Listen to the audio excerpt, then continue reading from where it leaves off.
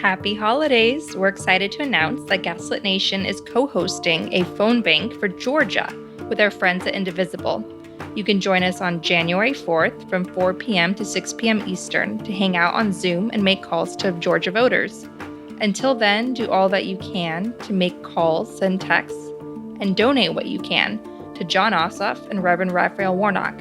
Sign up to volunteer on their official campaign websites or with Stacey Abrams' groups, Bear Fight Action at bearfight.com or New Georgia Project at newgeorgiaproject.org. Our democracy doesn't work unless we do.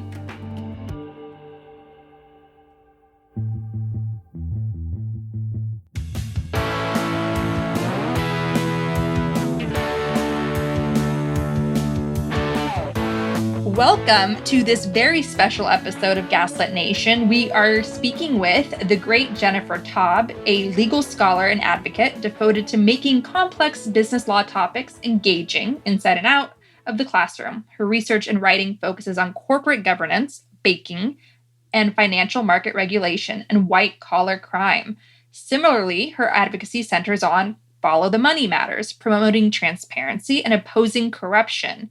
Her new book, Big Dirty Money, The Shocking Injustice and Unseen Cost of White-Collar Crime, came out this fall. Taub was a co-founder and organizer of the April 15, 2017 Tax March, where more than 120,000 people gathered in cities nationwide to demand that President Donald Trump release his tax returns, which he still has not done. She is a professor of law at the Western New England University School of Law, where she teaches civil procedure, white-collar crime, and other business and commercial law courses. And she was the Bruce W. Nichols Visiting Professor of Law at Harvard Law School. Taub has written for The Washington Post, CNN Opinion, Slate, The New York Times, Dealbook, Day Magazine, among other outlets. Welcome to Gaslit Nation, Jennifer Taub. Thank you for having me. I can't believe I finally get to talk to you finally in person, I guess you could call it. As in person as we can get these days. We're very excited to have you on. And so we're just going to open with a general question. As we said, your new book is called Big Dirty Money. So what is dirty money? How would you define that for our audience? I think of dirty money with an emphasis on the dirt as being any kind of proceeds from criminal or corrupt activity. And I just want to be clear, I use the word big in the title to some degree as an homage to Trump, because he always likes to talk about things being big or bigly. Also, it would be as a nod to this way that we talk about industries like big pharma or big ag, right? The way we talk about the way they're nearly monopolization, but not always, at least these kinds of concentrated power in certain industries. So when we talk about big pharma or big ag, it's the opposite of things like your local pharmacist or your, local organic farm that you might shop from. And so when I think about big money, could be Wall Street. So when I add the big dirty money, I'm trying to emphasize this idea of proceeds from criminal activity, money laundering, tax evasion, but not small time crooks, not the person who takes money from the cash register, but I'm talking about the big kinds of global kleptocrats that have now essentially taken over the presidency. And I consider Trump to be one of them. So big dirty money is meant to talk about white-collar crime in its current manifestation right now in 2020.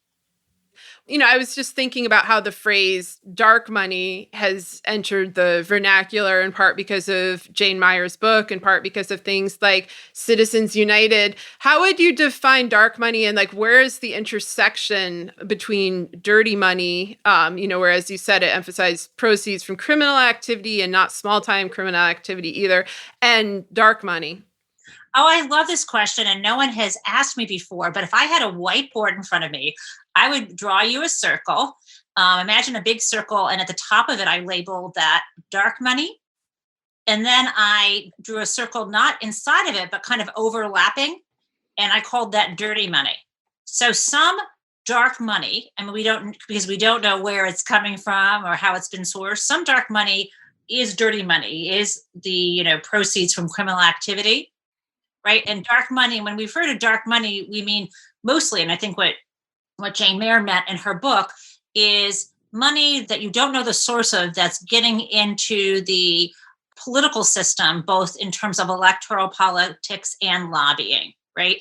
So there is a portion of dark money that may very well be from criminal activity, but there is a lot of dirty money that is involved in all sorts of things not politically connected. So there's dirty money involved in legitimate businesses and corrupting them. Dirty money can be involved in the nonprofit sector. So again, I would think of these things as overlapping circles.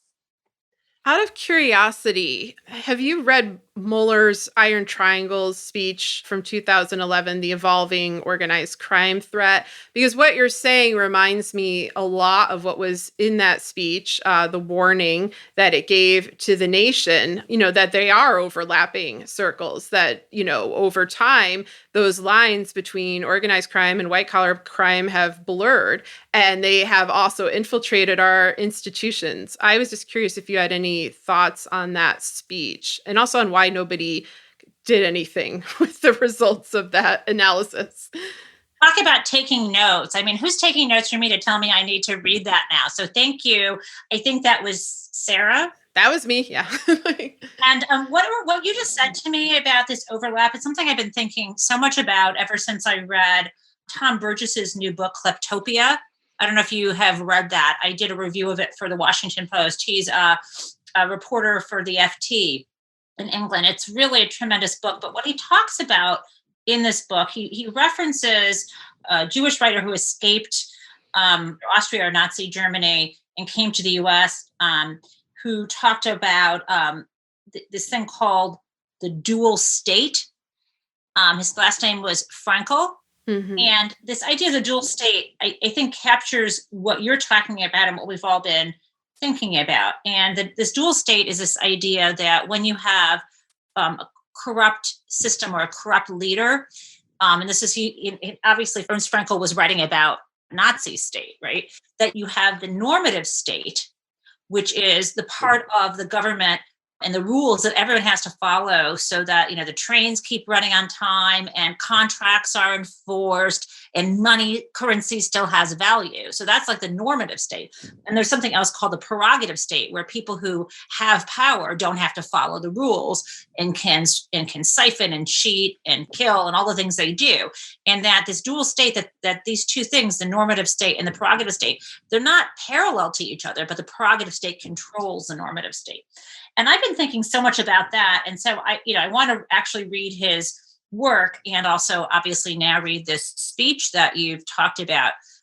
And this kind of these parallel, I'm using the word parallel, even though one kind of, in case of Frankel, one controls the other. These kinds of parallel systems exist in other areas, even where it's not criminal. So my last work was on the financial crisis, a book called Other People's Houses. And with that and other work, more academic pieces I've talked about, and you've heard about shadow banking. And shadow banking is a space which is lightly regulated as compared to the depository and broker-dealer investment banking system, which is more heavily regulated. And these things these two kinds of banking systems interact with each other. In fact, there's more money in the shadow banking system. And a mentor of mine once described this shadow banking system. Jane DeRista described it as the parallel banking system. She learned that expression from Minsky, who was an economist who people really looked at during the meltdown. So I guess all this is to say, I think that there's always a challenge when you have folks who have a lot of power who find it that they can't profit or have as much power if they follow the rules. They not just break the rules, but they try to take control of the apparatus that enforces the rules so that they can kind of make everybody else obey while they benefit from stealing and cheating themselves. So yes, I see these all as connected. Yeah, that's a really interesting phrasing. I mean, I think that's exactly what the Trump administration and also prior administrations have done, is not just break the rules, but take control of the apparatus that makes them. And we've certainly seen this with the actions of Bill Barr, with this kind of positioning of him not as the Attorney General for the United States, but as Trump's personal lawyer. This is a process that's associated with the transition of countries from democracies to autocracies. Like, how far along that process would you say we are now? And is it reversible, assuming Biden does come into office in January? Yes. Before I answer how far along I think we are and if it's reversible, let me say two things. First, I'm not a political scientist. I'm a law professor and I'm observing this stuff in that way. But one other thing I want to say is in both of your work, you've thought about these things. And I look at somebody like Putin, right? That it's not just a transformation. These things don't just happen when there's a transformation from a democracy to a more authoritarian or autocratic system. But whenever there's an upheaval, right? So if you look at, the Soviet Union trying to transition, maybe trying to transition or thinking it was going to transition to a market economy, right? And we saw what happened there in terms of this kind of upheaval, who's going to have control, who's going to have power. A really great way to maintain power is to have a group of oligarchs one level down who you tax and you control. And if they don't obey and let you do your own dirty work and collect your own dirty money and power, then you can prosecute them, right? Because you let them break the law and now you don't let them do it anymore. My fear is that we could be in that kind of world. And as we see this discussion of Trump maybe issuing these kinds of blanket pardons for people, you sort of see that happening here. How far along are we? I mean, I think, we're all talking on the radio or podcast. I mean, I think I do not see that our toes are in the water. Maybe we're ankle deep or knee deep, but I think there's a way to back out of this. But, even today we're watching over the next week, and even until January, this so-called peaceful transition of power is anything but.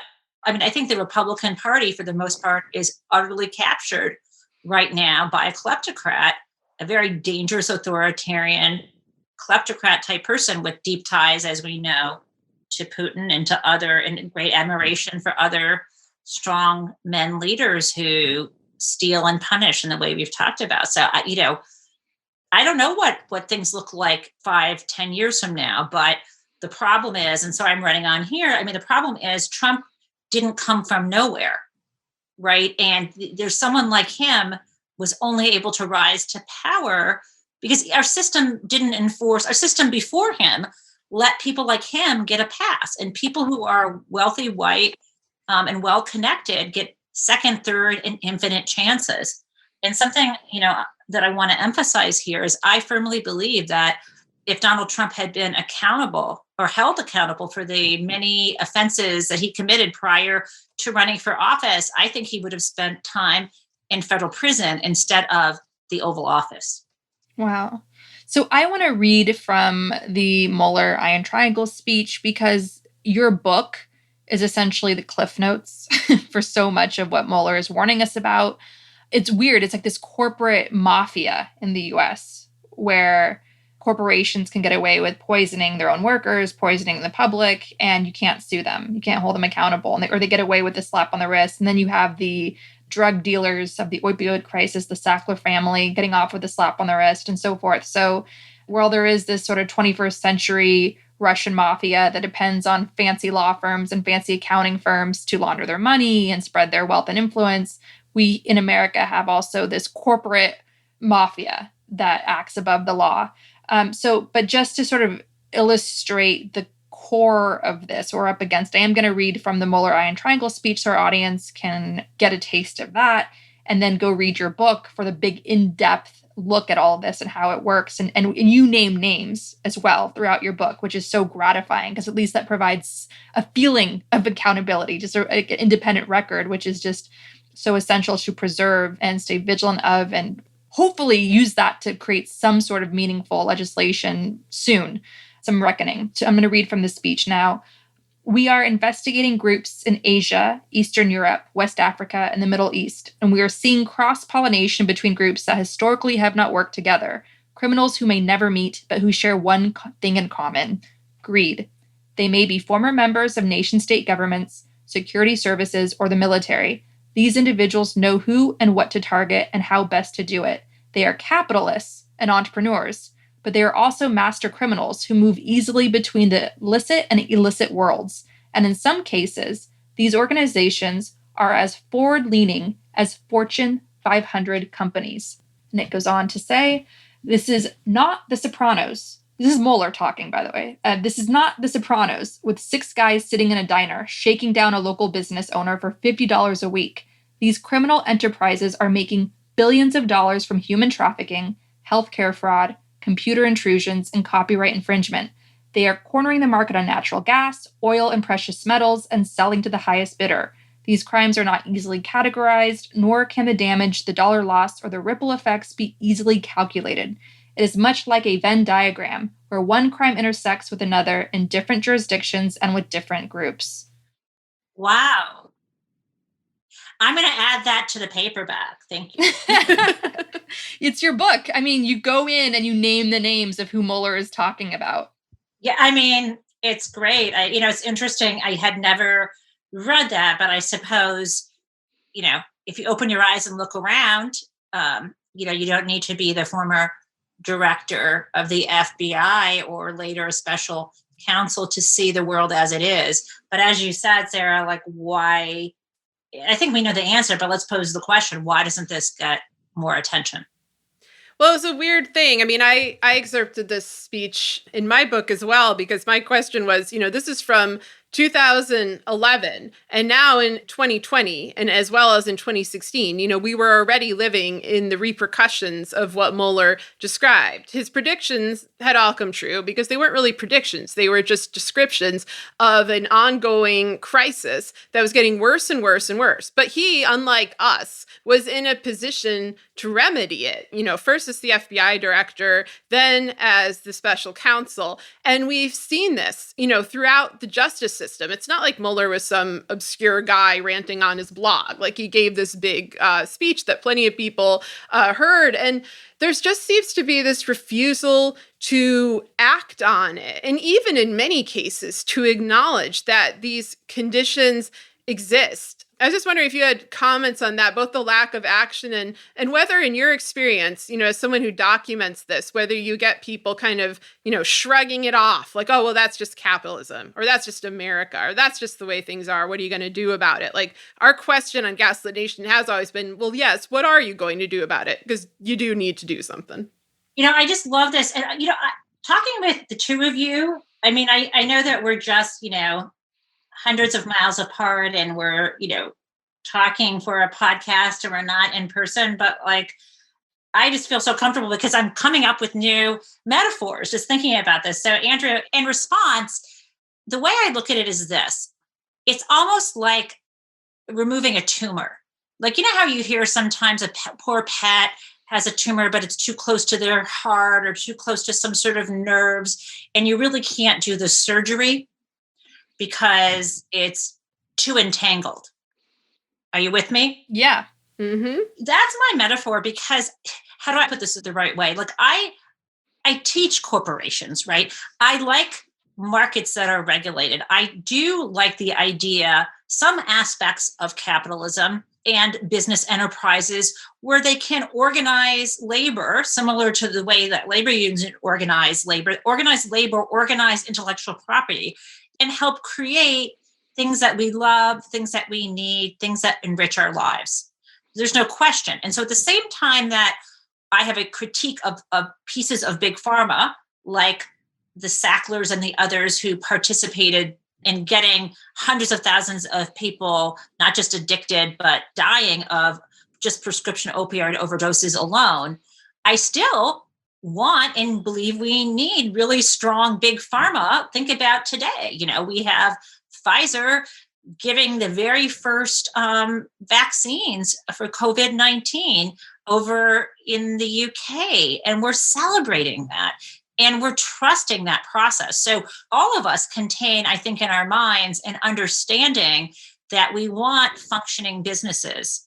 Separate from that even as we are critiquing, and I do, the way corporations, because there isn't enforcement and accountability for the individuals who know about the harm they're causing and the cheating they're doing because they do bad things, it's like, I don't want them to do the bad things. And I think incentives matter, including fines, punishments, being fired, being shamed and shunned. All of that works. At the same time, let's hold this alongside the fact that who's doing the regulating and the punishment. When we look at our government right now, the people in charge, we always say, well, we don't want bad politicians in office, but we have a lot of corrupt and bad ones in there now. And not just ones that are corrupted, let's say, by business interests, but some that are absolutely batshit loony. I can't say that on the radio, right? Oh, you can say it here. I mean, we have, and no offense to people with mental health issues, but we have completely just off the rails people who are just elected to Congress who believe in these crazy conspiracy theories. When I compare my experience in the private sector to some of these people I see who are elected to office, I think the business sector overall has held up pretty well, right? So I think you're right. Some people say, well, we need business. So let's, and there were these collateral consequences, right? That came from the prosecution guidelines. So let's just kind of look the other way.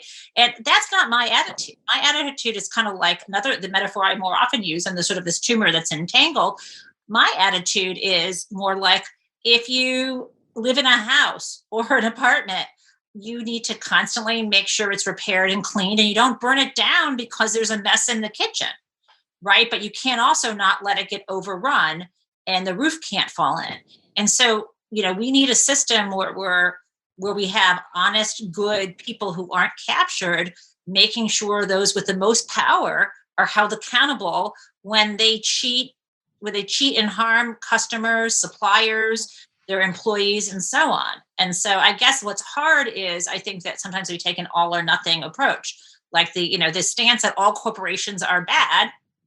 That doesn't really help us say, well, we need, these businesses offer a lot of good, but right now they're getting away with murder. What do we do about that? And I just wish there were more interest in saying, we need to excise cancers. We need to fire the bad leaders. We need to crack down and create a level playing field so that cheaters don't prosper, so that we can have successful businesses. That was a long roundabout thing, but I hope you heard what I meant. Yeah, no, absolutely. How does the justice system work for white collar crime? I believe currently the justice system caters to white collar criminals. When I say white collar criminals, I'm referring to white collar criminals in the sense that Edwin Sutherland, who coined the term, meant it. Those people who have high status and are people of respectability, who commit crimes in the course of their occupation. So right now, the people who tend to be the most privileged, powerful white collar criminals can hire the best lawyers. And, everywhere along the way, from whether you are caught to whether you'll be investigated by a regulator to whether the regulatory agency will refer to the criminal enforcement apparatus, whether it's the state or the federal level, whether that will result in the Department of Justice or a U.S. Attorney's Office beginning to bring a case, how the plea bargain works, or how the trial goes down in terms of how the jury treats such people. Ultimately, in the rare case that there is a conviction or a plea and a sentence, where you end up in prison, when you end up at one of these prison camps versus a facility for people who are quote unquote dangerous, like a club med, like a club fed, right? Club fed. When I teach my white collar crime class, I show my students pictures and the slides of these facilities, and we take a look. It's really kind of fun. You can go onto the Bureau of Prisons website, and they have a orientation packet. You can just download the PDF. It's kind of like welcome to campus, and what the things what you can do and what you can't do. And they all have like bocce, and they have other kind of activities, basketball courts. They tell you when you have to be in before dark. And they also talk about, there's always a commissary list where you can get like Twizzlers, suntan lotion, sunglasses, matzo ball soup. I don't think their matzo ball soup is probably as good as mine, but it's something. Can I tell you guys something that's on my mind? So Sure. This goes right to how the system caters to white collar criminals. Yesterday, I attended a Zoom, which was like for the New York Bar Association continuing, if you can get credit for continuing legal education. I don't need those credits, but someone told me about it. It was about sentencing white collar criminals. And there were the people speaking on the panel were current and some former federal judges, as well as white collar defense lawyers, because it was for the New York Bar Association for the criminal defense bar section, right? And I was like utterly flabbergasted because it was worse than I even thought. I mean, they were complaining about the sentencing guidelines that have been created by the U.S. Sentencing Commission. And to make a long story short, there was a period of time when there was a concern that there was disparities in sentencing. So there were these mandatory sentences through the Sentencing Commission, these guidelines that were mandatory. And those were found to be unconstitutional under this case called Booker, because it was, it's one thing for Congress to enact a law that creates mandatory minimums. It's another thing to have this like Sentencing Commission do it. So now these sentencing guidelines are mere guidelines, they're advisory. But judges feel a lot of pressure to stay within these guidelines. And you might remember when there was a sentencing of Flynn, this whole debate about, and Manafort, right? One of the judges wanted to ignore the guidelines. You might remember this thing. So these lawyers were kind of complaining about, about the guidelines and how, it was really hard. A young judge would be so conservative with the guidelines and how, they wouldn't take into account all the charitable things that their clients had done. This is the problem baked into the guidelines as well as baked into the federal law. One of the things judges are supposed to consider is the person's character and whether they've been a credit to their community.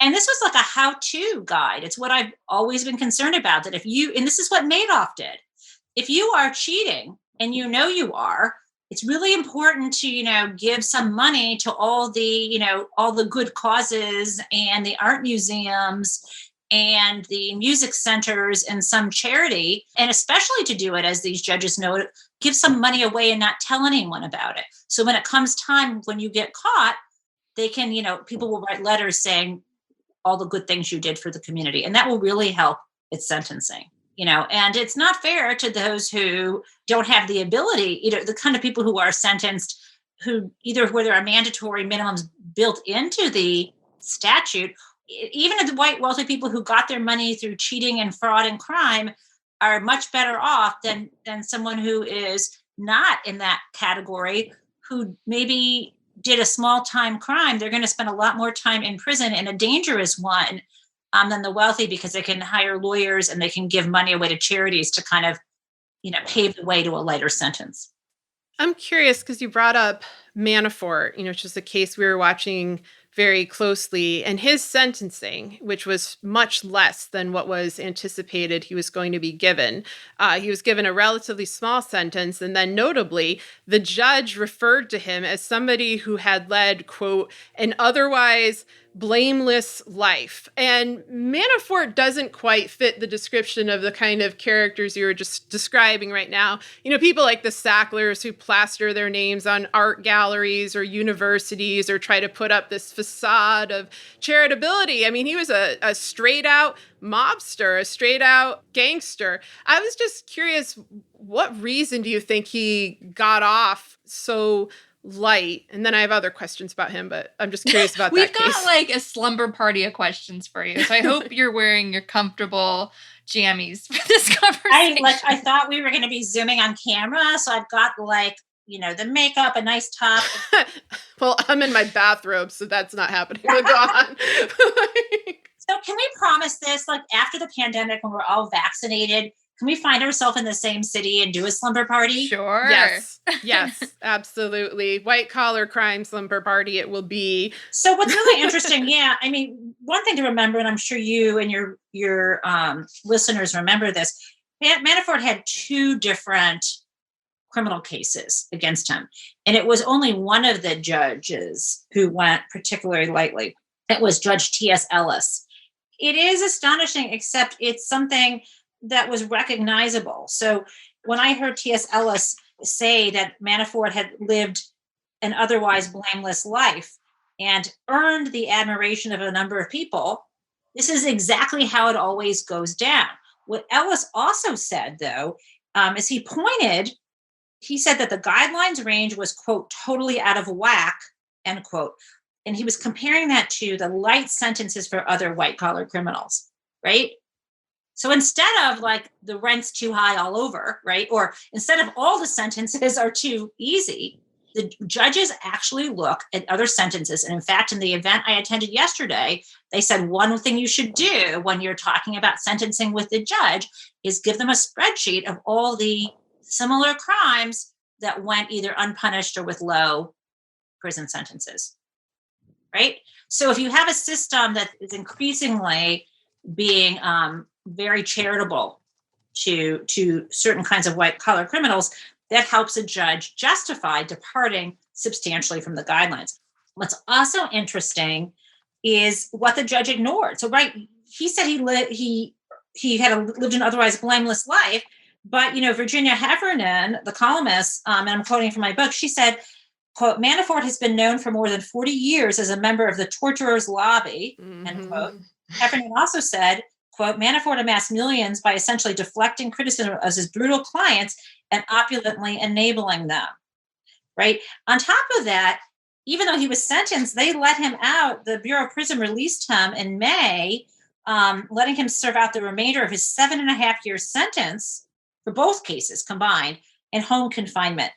And this was because he was taking advantage of Attorney General Barr's attempt to ease overcrowding in the system, but he didn't actually meet any of the early release criteria. It was only supposed to be for people who had served half of their sentence, and he hadn't, or had just 18 months left. And so can I just rant a little more, which is if the coronavirus is no big deal, as Trump said, and it's not a danger to anyone, then why is Manafort out? Right. Someone give him a vaccine so he can go back in. Yeah, exactly. Instead of ranting about that, back to my main point, when I heard that Judge Ellis use those words that he had led an otherwise blameless life, what it reminded me of, it's almost verbatim from a case in my white collar crime casebook.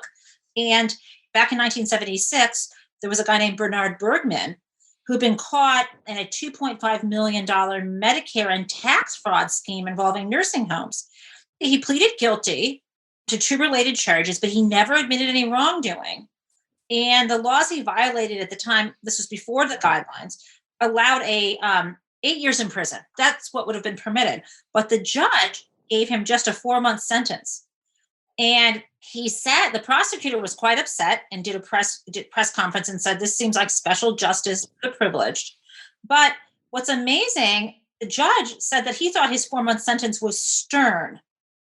And after the sentence, remember this guy, Bergman, never, said he was sorry, never admitted to wrongdoing. He issued a statement to the press saying that he'd been cleared of the, quote, wild and vicious allegations that were made against me in the press. It's amazing that the judge rationalized the short sentence. And here's the quote. It sounds just like Ellis and Manafort. The quote is that Bergman, quote, appeared until the last couple of years to be a man of unimpeachably high character attainments and distinction. Yeah, I mean, he just got caught. That's what happens. People think you're really a mensch until they find out you've been cheating, and it just seems like this should cut the other way. If you know better, if you're a person of high attainment and distinction, and if supposedly you only just started cheating in the last few years, why would you do that? Shouldn't that kind of person who has all the trappings of respectability be the kind of person who shouldn't cheat? Mm-hmm. What are their excuses? But that's not how judges look at it. And I will let you know that all 3 judges on the panel I attended yesterday by Zoom were all older white men. Of course. And I think they identify with people who are like them. I mean, it works. That's why the 3 of us are like, we're like, let's have a, pajama party. Guys would not be saying, let's have a pajama party. That would not be cool. Right? People tend to identify, bond with, want to give second chances to people who seem like them. And that's how the system is working. Right. It's a system of white men in the service of other white men. So we're here having this conversation. And obviously a lot of how do I say this? So Sarah and I were on a Zoom call recently. we were accused of being coastal elites. On the coast of the Mississippi River. Yes. And so we're just a bunch of coastal elites spouting off and being arrogant, just marinating in the jacuzzi tub of our arrogance, having this highfalutin conversation. But how does the impact of white collar crime, what is it on the average American? First of all, I was actually born in Arizona for some reason, even though my parents were Detroiters. And by the time I was 2 years old, moved to Michigan. So, Michigan is not on a coast. We have our wonderful Great Lakes. Yeah. So I moved east to go to college and didn't end up going home. Looking back on it, I should have moved home and because I could have been a really great part of a great swing state instead of Massachusetts, which is, useless when it comes to deciding elections. But yeah, how does this affect ordinary people? I think ordinary people, I guess all of us are impacted in ways that don't always seem visible. So one example is when a family member is wrongly prescribed OxyContin. It should have only been prescribed for end of life care or for things like if you have extremely painful cancer with a prognosis very short, so addiction is not as much of an issue.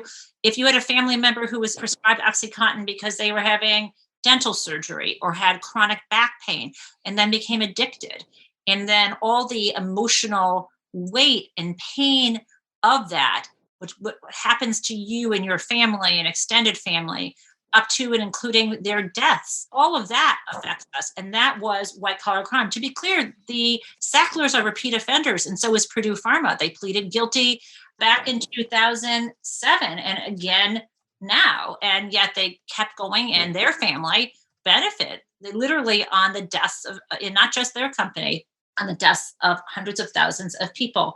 Other ways we're affected is there was a lot of fraud in every link of the toxic mortgage supply chain that brought down the economy of the world in 2008. And in the US, millions of people lost their home to foreclosures, in part because the entire housing market was inflated due to false appraisals driven by the demand to keep churning refinances and new mortgages through a pipeline that had dried up when interest rates were hiked and no one wanted to refi anymore. There are ways in which these systems, the ways when people are trying to figure out how to profit, when they do so by cutting corners or unlawfully, it really affects all of us. Things like even, I could go on and on. It's not just the Ponzi schemes or cases where drugs are pushed and peddled, and then there's no, system to money in place to put people in rehab when they need to. There's so many ways. And I think the biggest way that concerns me is the erosion of faith in the institutions we need. And I touched on this a bit before, but I do believe that the anti-vaxxer movement has gotten more followers and adherents because people lost trust in big pharma because of things like OxyContin, because of other scandals with drugs that were either wrongly labeled or had side effects that were not disclosed. And yet we need people to get childhood vaccines because the harms of things like measles and other diseases we thought we had eradicated is huge. And we can see this now with the mistrust. We're worried about people will not maybe get the COVID vaccine. And we need to get, I think, what is the number, at least to 70% of the population is what I heard at one time. I might be wrong. I'm not but we need to get a certain huge percentage of our population here and across the world to get vaccinated for this, and possibly not just this year, but on a regular basis in order to keep us safe. And yet, if you believe that all businesses are crooked because businesses are not held accountable, then we lose faith and it can cause more harm. Yeah, I agree with that. We actually, in the Gaslit Nation episode, we just taped, and to clarify for our listeners, today is December 8th, we were talking about that, about the loss of faith in institutions leading to distrust in the vaccine. It's not all irrational. And what you brought up about the opioid crisis hits home particularly for me because I live in Missouri, which is one of the most hardest hit states by that crisis. And for 15 years, I've watched people go from being hooked on prescribed opioids that they had for surgeries to not being able to access them, to turning to heroin, to overdosing. And in a couple cases, I've lost friends to this. And so this is one of these things that really cuts across party lines. It affects absolutely everybody. And I'm in a state that, of course, is heavily GOP in terms of its legislature, not necessarily in terms of its constituency because of gerrymandering and voter suppression and so forth. Anyway, my question is, why don't more politicians run on prosecuting families like the Sacklers, on enforcing accountability, changing laws to make sure that they don't get away with it when it is such a kind of universally felt crisis and there's such a universal longing? Like Joe Biden talks about wanting to unify all of us. Why doesn't he unify us by getting rid of elite criminal impunity? Such a good question. And I'm going to dodge it for one moment to say, what about prevention? There was a moment when this could have been stopped. Mm-hmm. Why do we understaff the FDA, the Food and Drug Administration? Why is it that the Drug Enforcement Agency, when they saw the problem with prescription opioid abuse, they didn't communicate with the FDA? Why was this product allowed to launch, which in a few years had made billions of dollars? Why was it allowed to launch without submitting marketing materials to the FDA? Like, what's with that? So let me answer this part before we talk about the enforcement part. As Elizabeth Warren has said, personnel is policy. And as we saw with the Trump administration, when he appointed people to agencies who were there to dismantle the agency, right, to kill the regulatory state, to look out for the interests of the businesses they were supposed to regulate. That's how this thing gets out of control. And once a product has been designed and been marketed and is making billions of dollars, there's a lot of money to throw around, which gets us to the real question you're asking. It was very difficult state by state. I'm thinking of Florida as one example. One thing people wanted was databases to keep track of these pill mills, because it takes, when you have a problem in a business sector or with a dangerous product, it's all along the supply chain, where someone's making a little bit of money. And with the pill mills, it was these doctors overprescribing something that they shouldn't have been doing. And there was resistance to getting any kind of database to try to track this stuff. And the arguments are always, patient privacy but the real thing is that everyone's spreading the money around. And that politicians are afraid that they won't get campaign contributions from individuals who either work for these kinds of businesses or own these kinds of businesses. So once something gets so out of control that it's hugely profitable, it's much harder to stop it. And then when it comes to the other side of it, I know Trump was trying to, I guess the Trump administration just did the criminal settlement with Purdue, and it's going through this bankruptcy process, which will help it organize all these new civil cases against it. But not a single person has been charged, right? Not a single executive. They certainly haven't yet looked through to individual Sackler family member owners, even if they may have been directly involved in knowledgeable about the way their product was being pushed. Yet we haven't heard anything about that. And they're also going to still have millions of dollars each. So why is there no interest in doing that? I don't know. I have no idea why that's not more popular. I think some people try to run on these issues, but then they're accused of being biased, right? Against people. We even hear this, and we were talking about this before the show. I know it might be a bit of a tangent, but you're even hearing people, and you're seeing op-eds in newspapers by the so-called serious people saying, we just need to move on, and that no one in the Justice Department should hold anyone accountable who was part of the Trump administration, even if they committed crimes, that Joe Biden, and there shouldn't be hearings in Congress, that Joe Biden should move on and unify the country. And that's completely the wrong thing to do.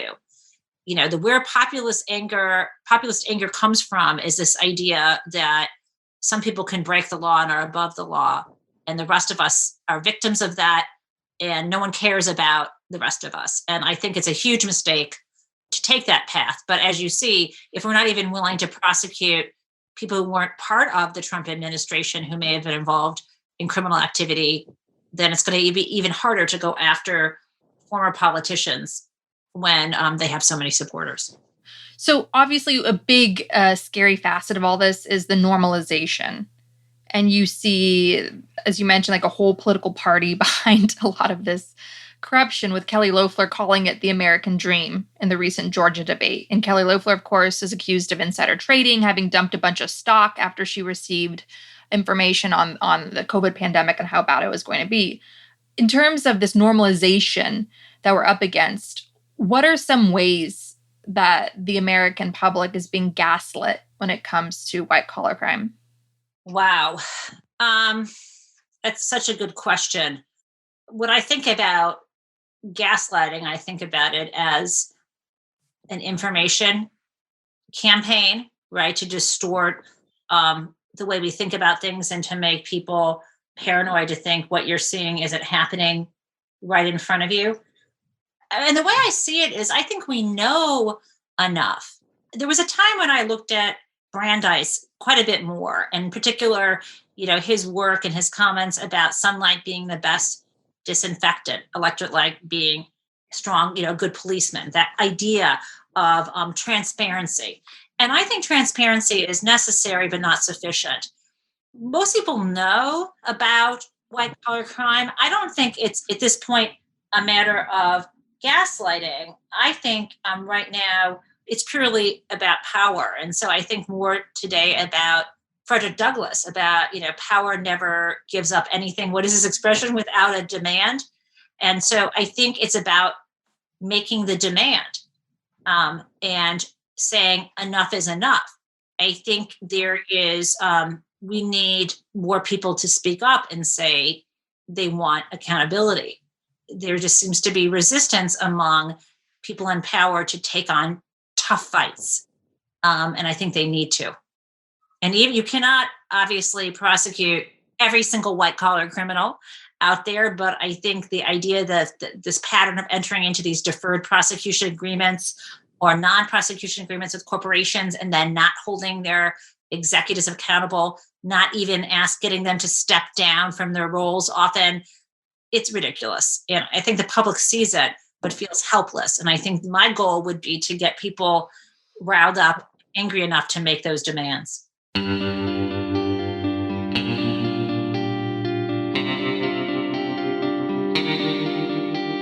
Our discussion continues, and you can get access to that by signing up on our Patreon at the Truth Teller level or higher. We want to encourage you to donate to your local food bank, which is experiencing a spike in demand. We also encourage you to donate to Direct Relief at directrelief.org, which is supplying much-needed protective gear to first responders working on the front lines. We encourage you to donate to the International Rescue Committee, a humanitarian relief organization helping refugees from Syria. Donate at rescue.org. And if you want to help critically endangered orangutans already under pressure from the palm oil industry, donate to the Orangutan Project at theorangutanproject.org. Gaslit Nation is produced by Sarah Kenzier and Andrea Chalupa. If you like what we do, leave us a review on iTunes. It helps us reach more listeners. And check out our Patreon, it keeps us going. And subscribe to us on YouTube. Our production managers are Nicholas Torres and Carlin Daigle. Our episodes are edited by Nicholas Torres, and our Patreon exclusive content is edited by Carlin Daigle. Original music in Gaslit Nation produced by David Whitehead, Martin Vissenberg, Nick Farr, Damian Arriaga, and Carlin Daigle. Our logo design was donated to us by Hamish Smith of the New York-based firm Order. Thank you so much, Hamish. Gaslit Nation would like to thank our supporters at the producer level on Patreon. Lex Reed. Andrea Scalzo. It could be Andrea. Melissa Howland. Karen Heisler. Jordan Sanders. Persis Levy. Ann Bertino. Chris Bravo. Stephanie Brandt, MD. Rachel Winder. Stephanie K. Reasoner. T.R. Dunstan. John Millett. Michael Finn. Chris Ash. Kike. David East. Shannon Nacy. Ida. Chris Fellow, Dodie Pop, Kristen Bredimus, Suzanne McFadden, Gabriel R., Ben Wheaton, Joseph Mara Jr., Amy Timon, Susan L. Powell, Michelle Sweargan, Rich Halcomb, Sean McDonald, Jeremy Thompson, Thomas Scheib, Kelsey Malsom, Julie Matthews, Mark, Barbara Kittredge, Rip and Rowe, Matthew Womack, Brittany Keener, Sean Berg, Kristen Kuster, Benjamin Galuza, Kai Gillis, Toby, Sharon Hattrick, Irv Robinson, Keith Goldschach, William Barry Reeves, Janet Robinson, John Atrix, Richard Smith, Emmy, Kevin Gannon, Sandra Collins, Michael Steineth, Oliver Ash, Wren, Kat Cooper, Katie Masuris, John Laughlin, Charles Othier, Jeff Thompson, Evan Rosemore, Chip Salzenberg, Ray Alba, Heather Sharma, Leo Chalupa, Carol Golstad, Michael Wooldridge, Greg Kreimer, Jason Benke, Marcus J. Trent, Joe Darcy, Ann Marshall, Jeremy Lewis, Victoria Nordgren, Solomon Hikes, George Hughes, Christine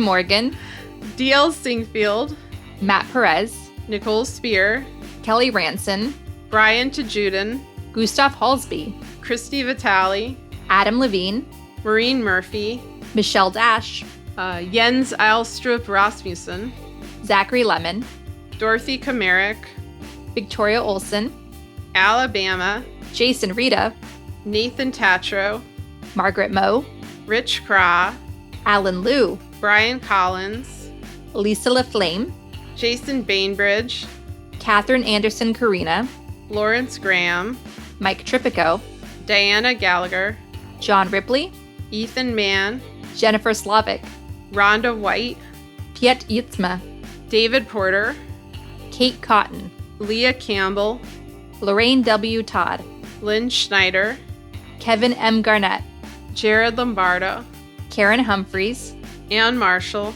Arena Guardia, Eric Kaplan, Sonia Bogdanovic, Pam Paris, and my mother, Tanya Chalupa. Thank you all for your support of the show. We could not make Gaslit Nation without you. Thank you.